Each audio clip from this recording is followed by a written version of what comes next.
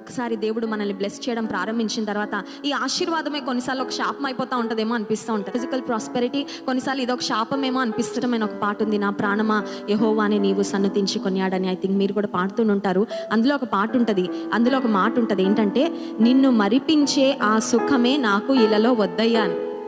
నిన్ను నాకు దూరం చేసే బ్లెస్సింగ్ నాకు వద్దు, నిన్ను నాకు జ్ఞాపకం చేసే ఏ కష్టమైనా నాకు అది మేలు. అది నాకు సో ట్రూ అనిపిస్తుంది. కొన్నిసార్లు అన్నీ వచ్చేసాక దేవుని మీద ప్రేమ తగ్గిపోతుంది, ప్రార్థన తగ్గిపోతుంది, ఆసక్తి తగ్గిపోతుంది. ఈ లోక సంబంధమైన వాటితో we are so easily entangled by the things in this world. అలానే ఆశీర్వాదాలు వద్దని కాదు, అబ్రహాం ఎంతో దీవించబడ్డాడు, రిచెస్ట్, గ్రేటెస్ట్, కానీ దేవుని కూడా అంతే ప్రేమించాడు. సో ఇవేమి మనకు అడ్డు కాదండి. When we stay focused on the lord, ఈ లోకంలో వచ్చే కష్టమైన, సవాళ్ళైనా, టెంప్టేషన్స్ అయినా, ఈ లోకంలో ఉన్న బ్లెస్సింగ్ అయినా, ప్రాస్పెరిటీ అయినా, as long as we stay focused on the Lord, మన విశ్వాసమునకు కర్త దాన్ని కొనసాగించే దేవుని వైపు చూస్తూ సాగినప్పుడు ఈ లోకంలో ఏది కూడా మనల్ని ఆపలేదు.